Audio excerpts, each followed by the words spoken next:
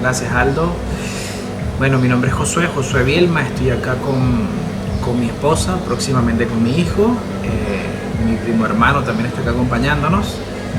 Nosotros, en particular, elegí Argentina, como te comentaba hace un rato, por las pocas diferencias y las pocas barreras que tenemos entre nacionalidades. Siempre he dicho que el venezolano y el argentino son hermanos, ¿sí? Claro.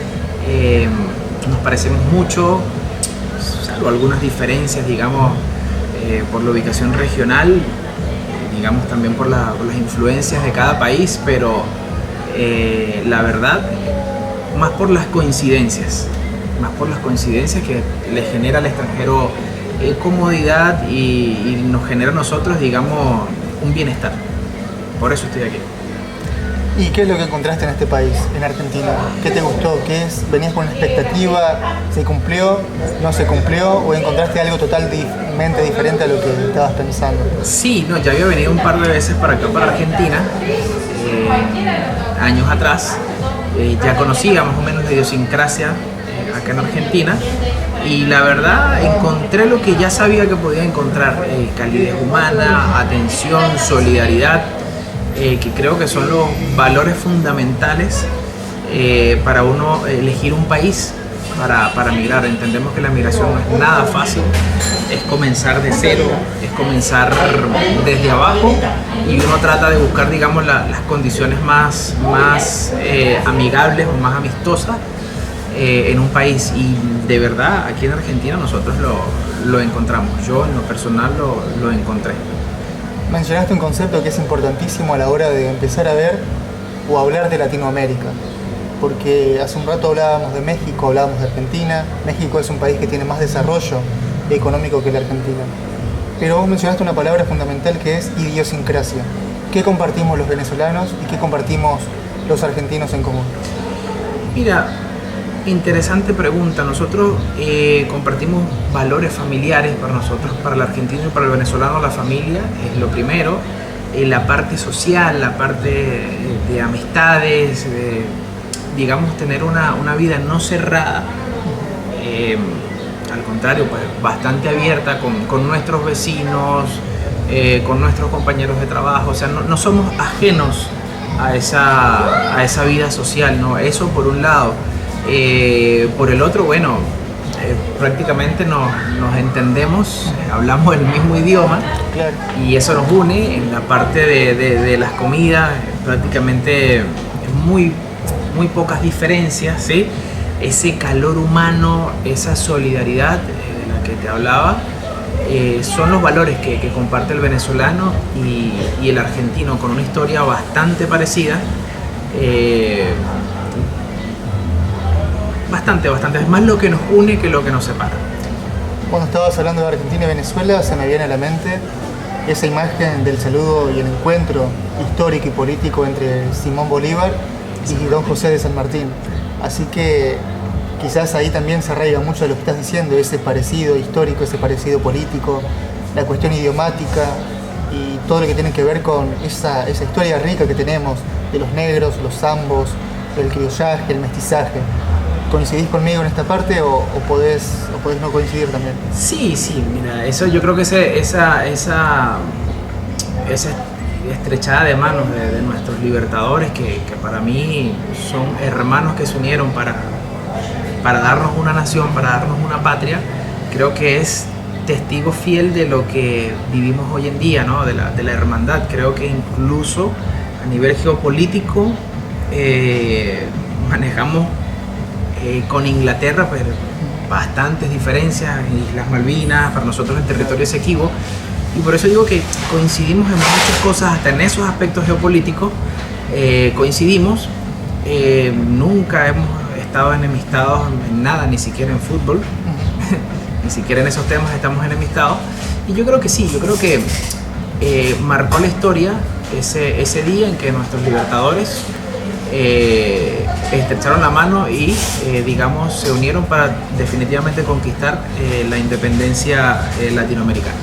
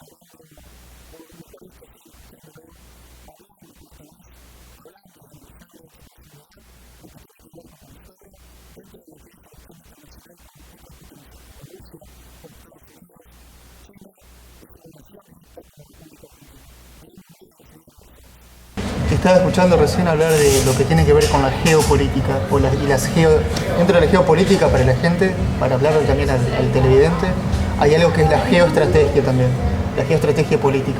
¿Qué es Venezuela para el mundo?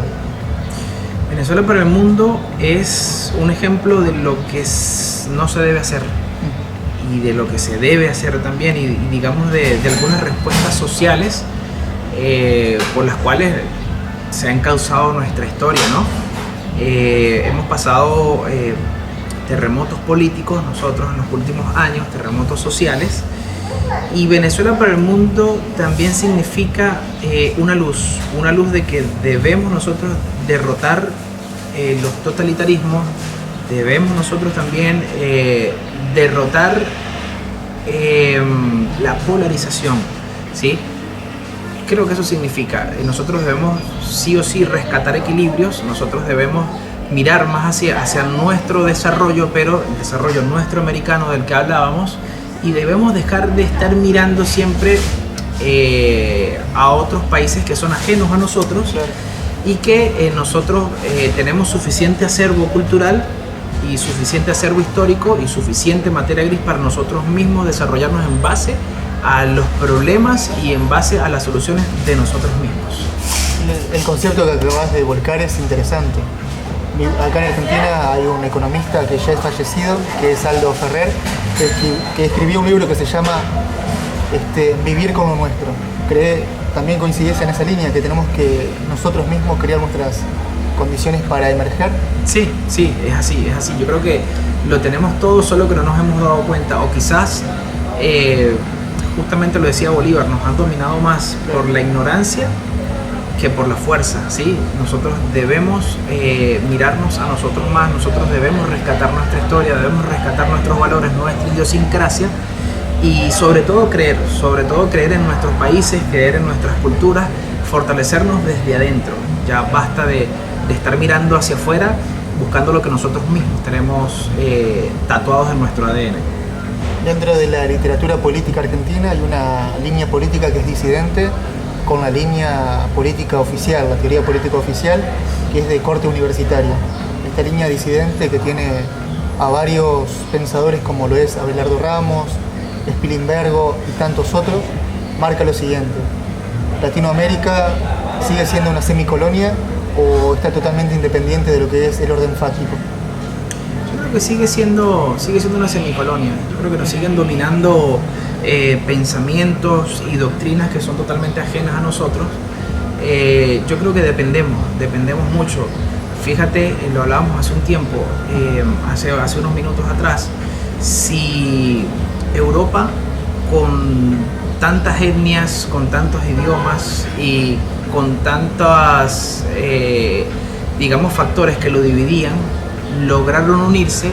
Ahora nosotros en Latinoamérica, que somos más poquitos países, hablamos un mismo idioma, nos entendemos perfectamente, manejamos una idiosincrasia muy parecida, ¿cómo no unirnos? Entonces, sin embargo, eso no ha sucedido. Los pasos que se han dado para lograr esa unión, creo que han sido desarmados por factores externos a nosotros, por causas de ese mismo semicolonia, digo yo, que todavía somos nosotros. ¿Qué es Hugo Chávez?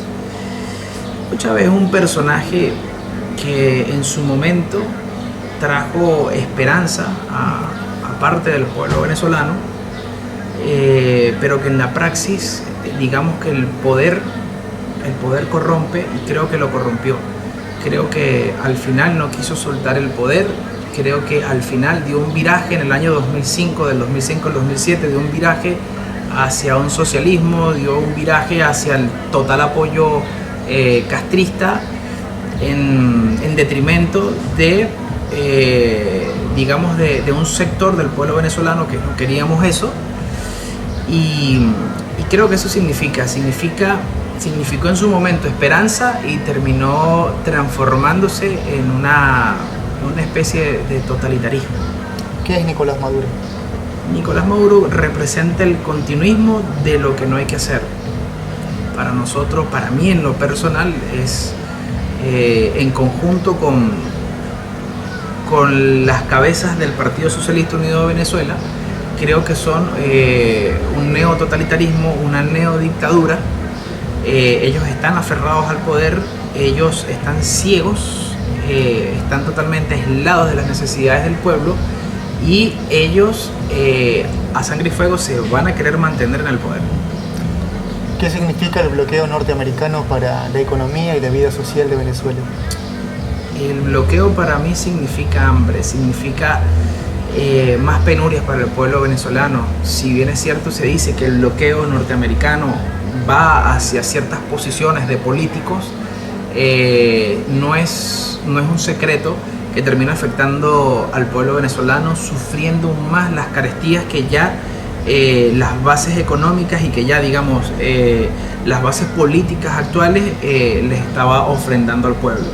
Si ya había carestía, con estas sanciones norteamericanas ahora hay mucha más hambre y mucho más desespero en la población.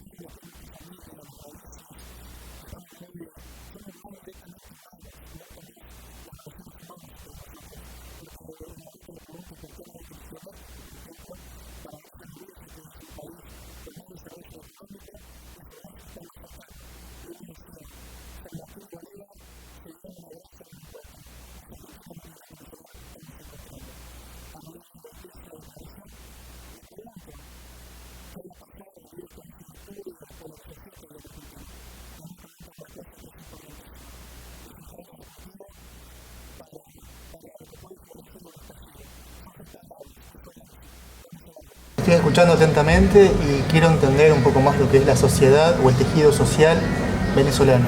¿A qué clase social perteneces allá en Bolivia, en Venezuela, perdón, o a qué clase social pertenecías? Yo creo que ya en Venezuela no hay clases sociales, digamos clases sociales iguales a los demás países. Claro. En Venezuela está la clase social boliburguesa, digamos aquella que se hizo de dineros y de riquezas en su mayoría ilegales, a partir de negocios con el gobierno, boli de bolivarianismo y burguesía, bueno, el mismo término lo dice. Después viene una clase que siempre toda la vida estuvo acomodada, la tradicional clase media alta venezolana, que sencillamente emigró y fueron las primeras olas migratorias, se fueron hacia Panamá, hacia Europa, hacia Estados Unidos. Y después estamos dos clases, la clase que pudo emigrar, que es a la que pertenezco, que no importa si llevaba $1.000 o $10.000, el resultado es el mismo, migramos. Muchos por necesidad, otros porque necesitábamos hacerlo y debíamos hacerlo.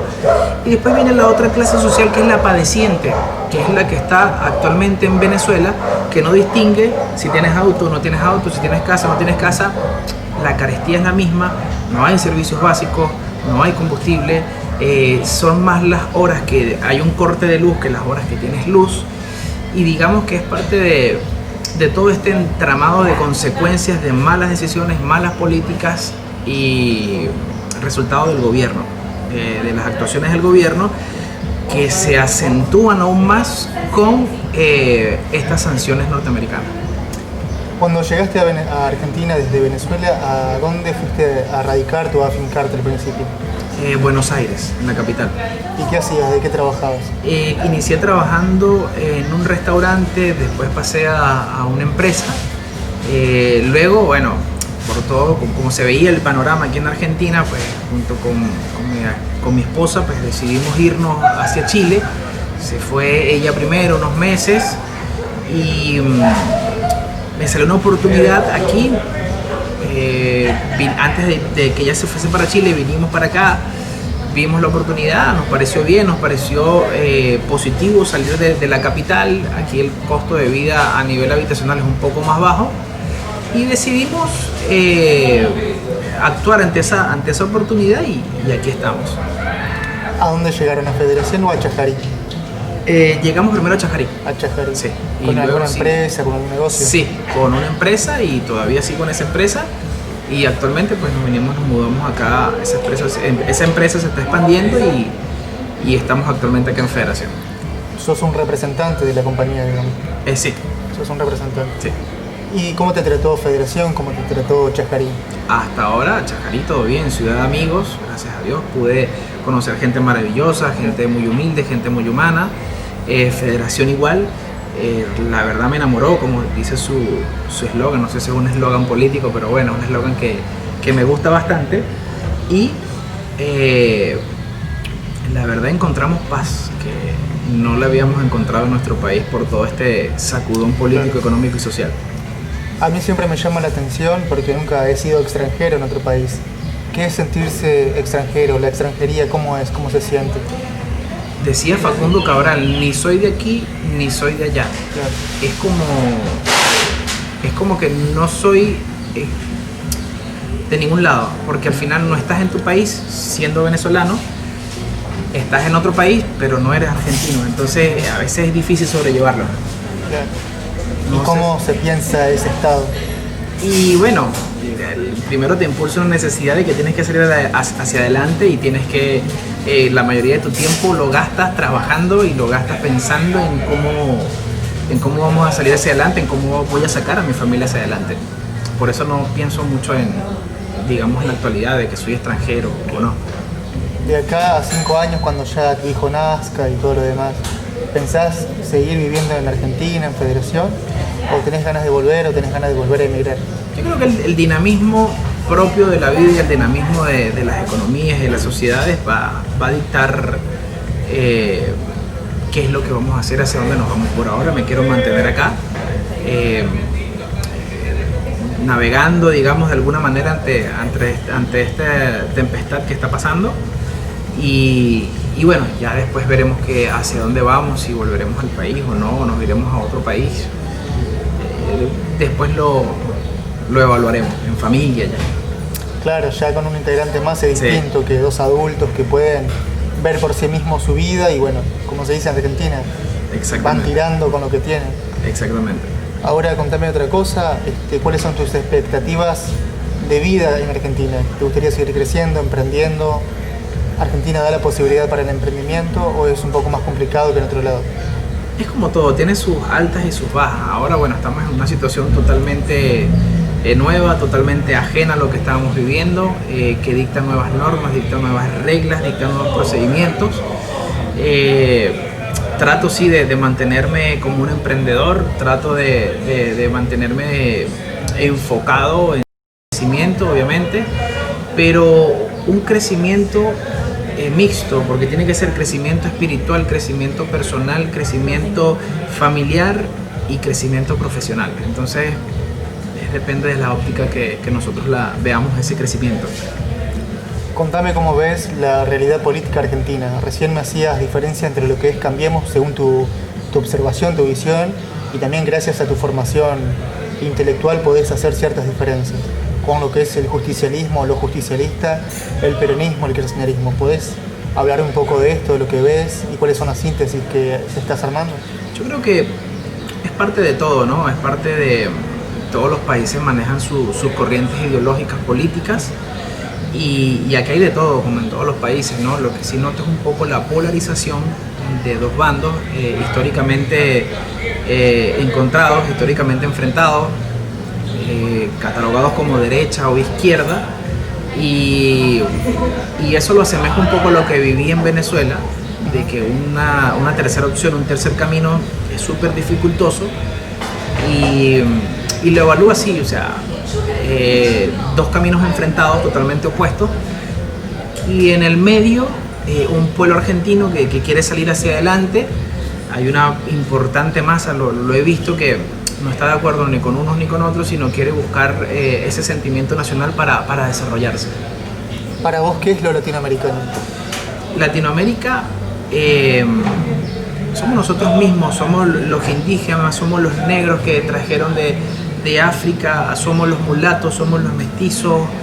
Latinoamérica son las arepas, es el asado argentino, son tantas cosas, es el sudor de los que trabajan, es la sangre de nuestros hermanos que han caído tratando de buscar un mejor país, un mejor porvenir. Yo creo que Latinoamérica para mí es eso, para mí es lo aguerrido de un pueblo que aún ciego ha tratado de salir y de mirar hacia adelante.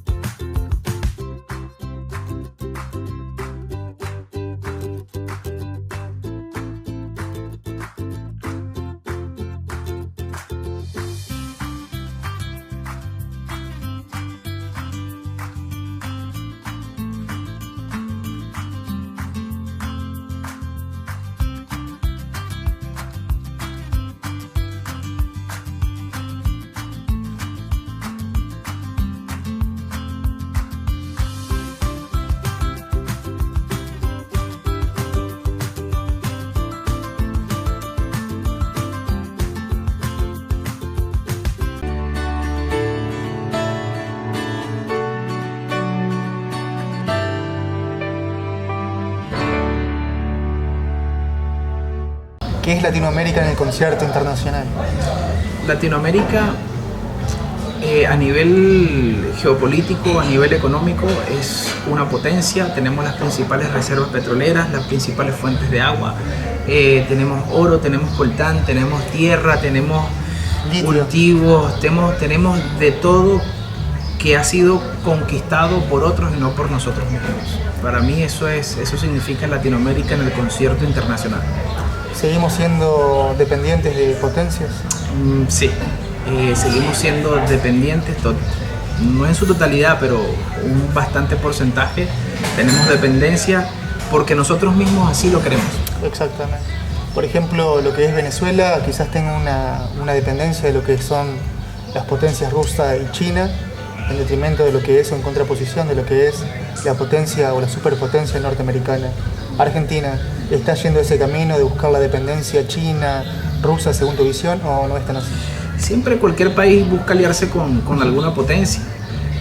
La primera alianza obviamente es ideológica. Básicamente, no sé si estaremos en la Guerra Fría, pero es algo muy parecido. Lo vemos en los conflictos actuales, lo vemos en lo que pasa en Nagorno-Karabaj. Vemos por un lado a Azerbaiyán apoyado por Turquía, y esto es a su vez por la OTAN, y vemos por el otro lado a Armenia apoyados por los rusos y en alguna parte por los chinos. Creo que ese bipolarismo no ha terminado, ¿no? Claro. Ahora con la unión, digamos, de las potencias chinos y rusas apoyando a Venezuela, también vemos en el concierto mundial, vemos a Irán apoyando a Venezuela, más por lo ideológico, político, que por la razón. Que por la estrategia hacia el futuro. Exactamente, más que por la razón. Claro. Rusia ha perdido influencias en Latinoamérica con los nuevos gobiernos que son más, digamos, proestadounidenses, Claro. gobiernos instalados en Bolivia, la salida de la izquierda en Chile, la instalación de un gobierno no tan alineado con Rusia y con China, o con la izquierda, como el gobierno de la calle Pou en Uruguay. Claro. Vemos un gobierno aliado totalmente colombiano con los Estados Unidos, un gobierno de Bolsonaro, Brasil aliado con Estados Unidos. Digamos que como que el concierto cambió con la salida de Lula, con la salida de Dilma, con la salida de Bachelet, con la muerte de Chávez, con la salida de Correa. Digamos que el tablero geopolítico en Latinoamérica ha cambiado y se ha volcado un poco ahora hacia los Estados Unidos, y por eso Rusia y China han perdido, digamos, esa llegada o ese impacto o ese dominio político y ideológico que tenían 10 años atrás.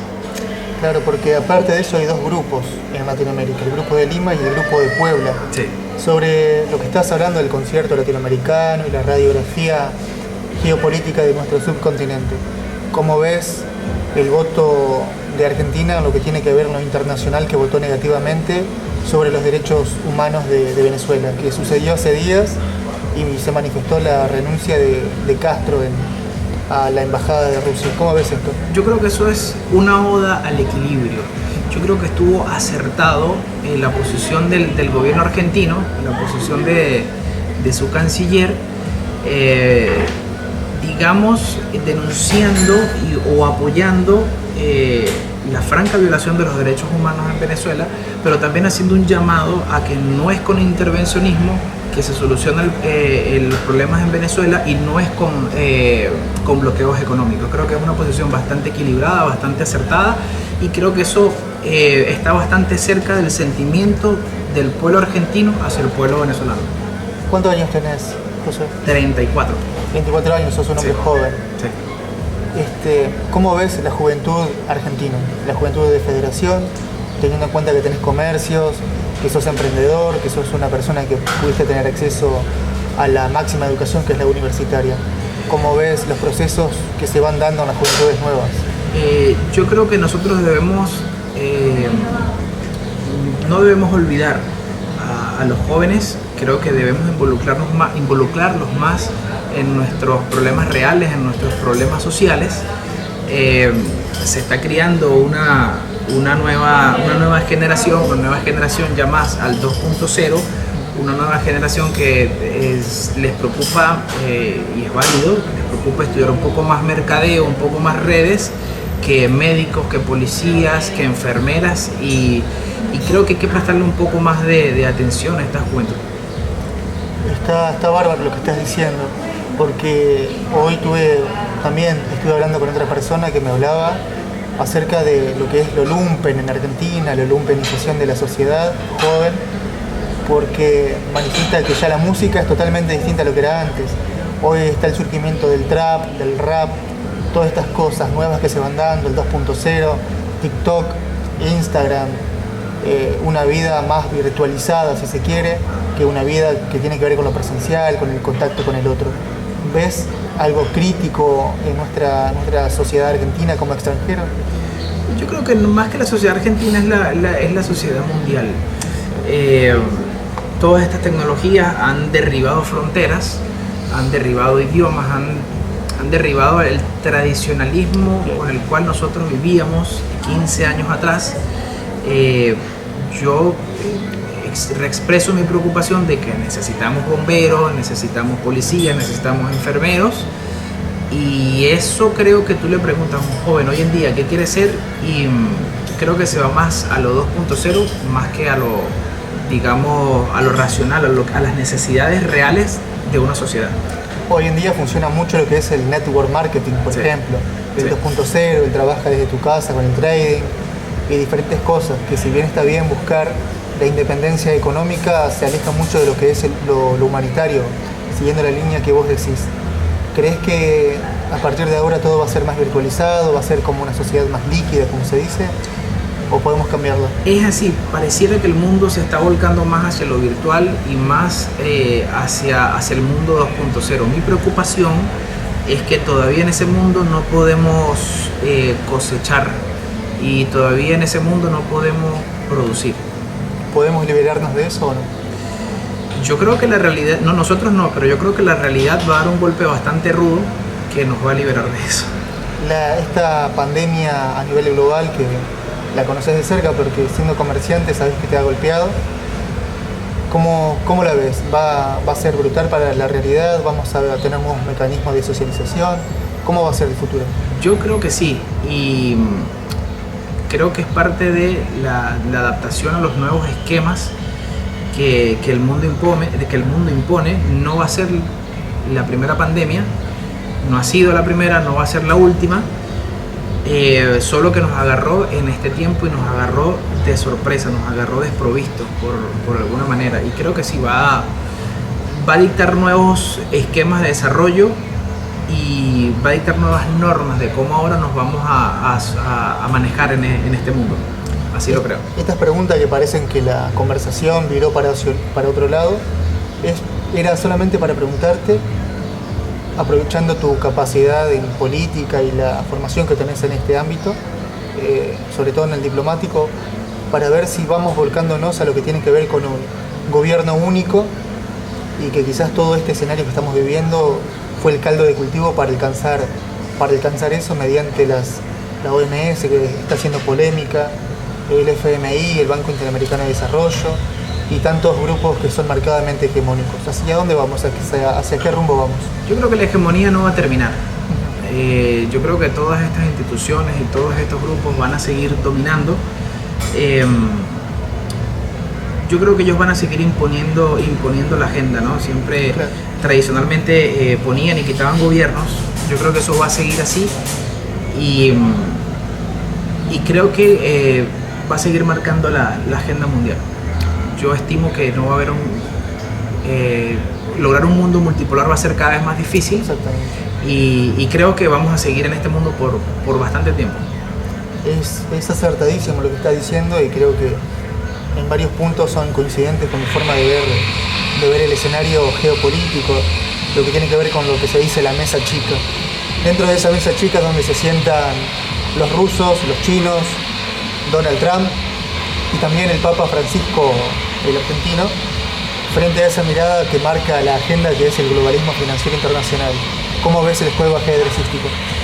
Y bueno, cada quien tiene sus necesidades, cada quien tiene sus principios y cada quien, digamos, tiene sus objetivos, ¿no? Yo creo que cada quien va a seguir afinando su estrategia en base a sus intereses. Creo que hay un interés superior que a lo mejor todavía nosotros ni nos hemos enterado. Y ese interés superior va a seguir dominando. Cada quien, Rusia tiene sus intereses geopolíticos en el mundo, China tiene sus intereses geoeconómicos en el mundo, así lo entendieron ellos, que primero debían desarrollarse económicamente para luego sí, de alguna manera, conquistar más espacios a través del poderío económico más que el poderío militar. Y creo que cada quien va a seguir con su agenda, que al final va a ser lo que hemos vivido desde la Segunda Guerra para acá, que cada uno va a tener sus espacios, tal cual como dividieron a Alemania, las potencias Francia, Inglaterra, Rusia, creo que así va a seguir. La Unión Soviética en su momento, creo que todo así lo va a seguir. Ahora la pregunta siguiente, o el interrogante siguiente es, dentro de ese esquema, donde estamos en una multipolaridad o en donde las potencias están viendo quién va a ser la próxima superpotencia hegemónica, si China, si Rusia, con sus modelos respectivos, o la superpotencia norteamericana que está dejando de ser una superpotencia. ¿Qué va a pasar con Venezuela? Reservorio de gas, reservorio de petróleo para muchos años, teniendo cerca a Estados Unidos. ¿Qué va a pasar? Yo creo que el petróleo va a perder fuerza, pero va a seguir siendo quien es, va a seguir dictando las reglas.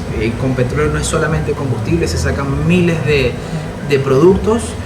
China va a seguir consumiendo ingentes cantidades de crudo, es vital para su desarrollo económico.